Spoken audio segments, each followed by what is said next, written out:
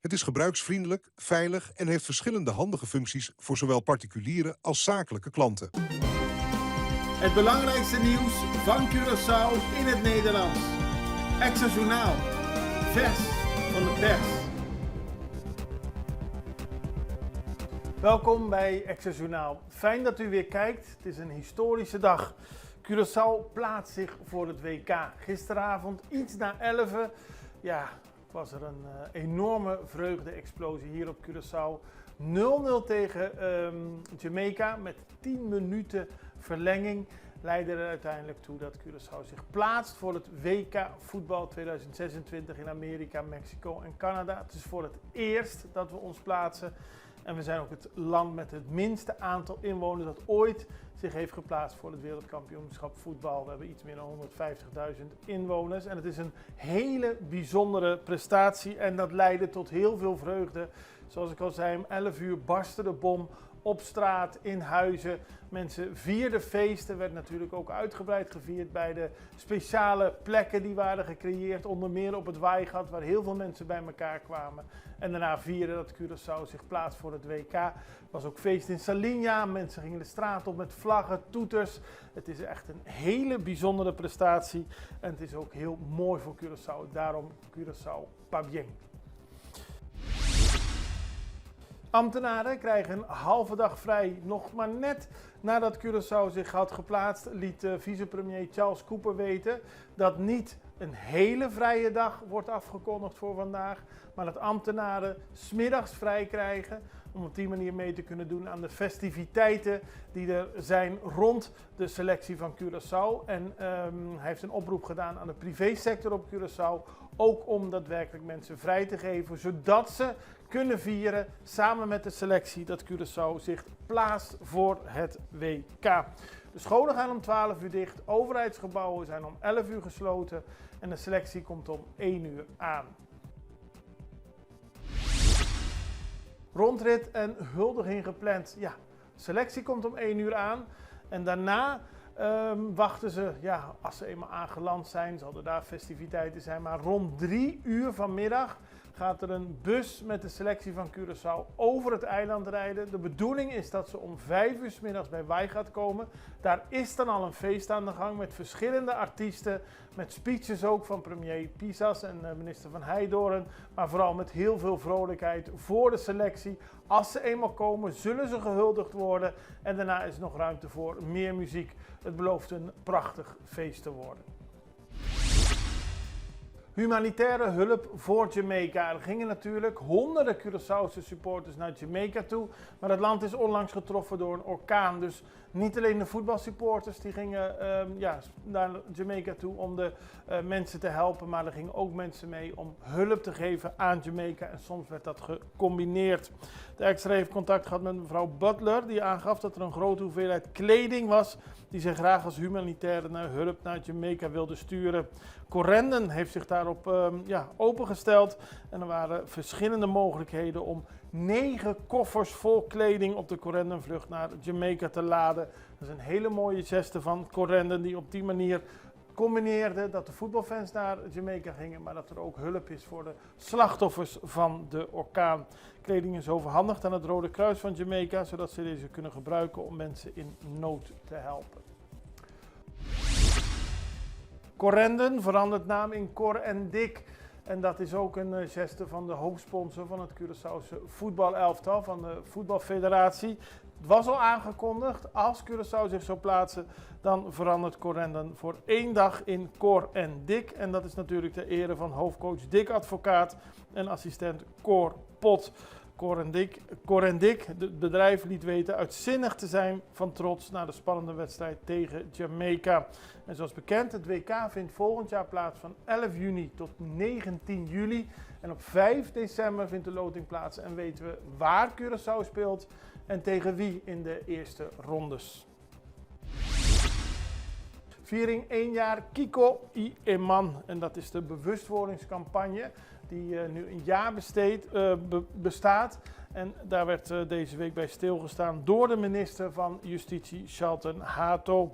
Kiko y Eman legt de nadruk op de symboliek van de hand een bron van bescherming, zorg en ondersteuning. En op die manier is de campagne gestart op de bescherming van kinderen en met de nadruk op het feit dat kindermishandeling geen plaats heeft op Curaçao. En minister Charlton die benadrukte dat fysieke nabijheid een onderdeel is van de lokale cultuur, maar dat kinderen moeten leren het verschil te herkennen tussen gepast en ongepast contact. Er werd een nieuwe jingle onthuld en ook is er op die manier geprobeerd kinderen bewust te maken. En er is ook materiaal, een voorlichtingsfilmpje geproduceerd en die werd ook officieel gelanceerd. Huis gaat in vlammen op. Dat gebeurde eerder deze week. In Montagne Rij stond er een huis in de brand. Brandweerlieden gingen daar naartoe en bij aankomst troffen ze een woning en ook een voertuig aan dat in brand stond. Er werd direct begonnen met de bluswerkzaamheden om het vuur te doven en verdere uitbreiding te voorkomen. Het huis is niettemin volledig afgebrand.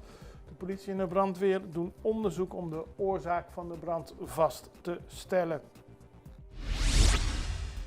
En wij gaan even naar een break. Met dadelijk nog meer nieuws, ook over de Curaçaose voetbalselectie. Você aqui com a Dushi, ora botin e liberdade determina bo futuro. Na momento, como te sentivo claro para comprar casa, é profissional na Banco de Caribe te oferece guia sem igual. Sala espacioso, cozinha bom equipa, curral grande turno flor e piscina para baja calor. Esse é o poder de por escolher consciente e sem limite. Hopi Dushi. Traga bolsita via WhatsApp na 432 3000. Banco de Caribe. Extra in Nederland. Van Amsterdam tot Arnhem, van Groningen tot Maastricht, Extra is erbij. Volg Extra Digitaal en blijf op de hoogte van de belangrijkste ontwikkelingen in Nederland. Extra Digitaal is te zien op verschillende platforms en kanalen zoals WhatsApp, YouTube, Facebook, Instagram en ook TikTok. Wilt u ons op de hoogte brengen van een evenement of iets doorgeven? Neem contact op via WhatsApp, e-mail, Facebook of bel gewoon 06 1364 2945. Volg of abonneer je op Extra Digitaal. Klik aan en volg ons. Vamos celebrar com Extra su 50 aniversario. Con un tremendo super mega campaña 50 años. Regalando más de 50.000 florines a premio. Entre otros, pasaje y estadía en Holanda para 2 personas. Estadía de Hotel Sandals, microwave, stove, frigider, cama, bondi gasolina, bondi comida y hopi más. Premio principal, un auto Kia Picanto.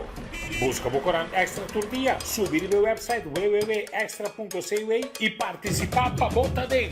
¡Suerte! Ja, het hele Koninkrijk leeft mee met Curaçao. Er werd al voor de wedstrijd, maar vooral na de wedstrijd tegen Jamaica aangetoond dat we binnen het Koninkrijk één zijn en blij zijn met de prestatie van Curaçao. Koning Willem-Alexander heeft ook een verklaring afgegeven waarin hij laat weten heel trots te zijn op Curaçao, trots op de prestatie en ook laat weten dat er vanuit Nederland werd meegeleefd. Hij zei Masha Pabieng, maar bijvoorbeeld ook het openbaar lichaam op Bonaire liet weten trots te zijn op Curaçao. De luchthaven op Aruba die toonde haar blauwe lichten om Curaçao te steunen, net zoals de luchthaven op Curaçao natuurlijk. En heel veel gewone burgers van Aruba, Bonaire, maar ook Sint Maarten en in Nederland lieten weten heel trots te zijn op Curaçao. In Rotterdam en Dordrecht werd er gewoon midden in de nacht, het was 2 uur toen de wedstrijd begon in Nederland, meegeleefd met de wedstrijd en er werd feest gevierd. Het is een prachtige prestatie. En namens Extra was Carl Ruiter aanwezig, ook Rusenio Sambo en Reli Ignacio, dat is het topteam van Curaçao dat na de wedstrijd ging, meemaakte wat er allemaal gebeurde. En Carl Ruiter was op het veld na de wedstrijd. Heel veel van de Curaçaose supporters, enkele honderden, die konden gewoon het veld oplopen, met de spelers praten, laten weten hoe trots ze zijn op de prestatie. Er was ook een interview met minister-president Gilmar Pisas, voetballiefhebber zoals we weten, die ook heel trots was op het feit wat Curaçao bereikt is. En hij kan niet wachten tot we naar het WK gaan. En er was een interview met Jurendi Sambo, voetballer van het Curaçaose voetbalselectie. Hij voetbalt in Nederland, nu bij PSV. En Carl Ruiter vroeg hem na de wedstrijd hoe hij zich voelde. En dat leverde natuurlijk emoties op. Eindelijk Curaçao, een WK-land. Eindelijk hebben we het bereikt. Hoe voelt het eigenlijk? Het is onbeschrijfelijk, man. Het is onbeschrijfelijk. We hebben hier al lang voor gewerkt. Iedereen. Kijk om je heen. Iedereen, heel de eiland is gek. En we hebben hier hard voor gewerkt, maar het is onbeschrijfelijk. Niet in tranen. Jawel. Ik moet ze in bedwang houden. Ja, heel waar. Je kwam hier eigenlijk toen het een beetje niet zo goed ging. En nu zijn we eindelijk bij het WK. Het proces, beschrijf eigenlijk het proces toen je hier aankwam en nu bij WK. Toen ik nog firma Guillaume, kan dit ons daar conversatie. Hoe voelde het? Beschrijf het proces toen je hier aankwam en nu. Het was wat je zegt, we waren in een downwards. We gingen omlaag, het was geen goed meer. Er waren heel veel dingen niet goed geregeld. Dus dat merkte je ook onderling. Maar gelukkig hebben we onze schouders eronder gezet en resulteert het naar dit, man. Eindelijk de WK. Klaar voor de WK? Klaar voor de WK. Eerst even vieren met z'n allen, heel Curaçao. En dan zijn we ready. En ook internationaal wordt er gekeken naar Curaçao, want voetbalverslaggevers, voetbalprogramma's, allemaal kijken ze nu opeens, wat is Curaçao, waar ligt het, hoe kan het dat ze zich hebben gekwalificeerd. Het is echt iets heel bijzonders en dat bleek ook wel uit de speciale boodschap van de baas van de FIFA, de grootste voetbalbond, Gianni Infantino, die ook de moeite nam om Curaçao speciaal te feliciteren. Congratulations to Curaçao on an incredible achievement. In only your fourth cycle as an independent nation, you've inspired us all with your deserved qualification to the FIFA World Cup 2026 in Canada, Mexico and the United States. This will be the biggest, most spectacular FIFA World Cup in history, and your presence will only add to the excitement as the world is introduced to your talented players and your passionate fans. We can't wait to see you next summer and at the final draw on 5th of December in Washington, D.C. Congratulations. Bye. En dan gaan we nog naar internationaal nieuws. Dat heeft te maken met de situatie in Venezuela. Een heel ander onderwerp dan voetbal, maar niet minder belangrijk. Want de Nobelprijswinnares voor de vrede, Maria Corina Machado, heeft haar boodschap op de situatie in Venezuela laten weten. Dat deed ze midden in de crisis met de VS. Amerika heeft een vloot ingezet, waaronder het grootste vliegdekschip ter wereld, om de drugshandel tegen te houden. En zij verwijten Maduro, de president van Venezuela, daarachter te zitten. En de winnares van de Nobelprijs, die Machado liet weten dat zij zich kan vinden in de wijze waarop Amerika Maduro omschrijft. De oppositieleider onderschrijft de beschuldiging van Washington dat Maduro aan het hoofd staat van een drugskartel.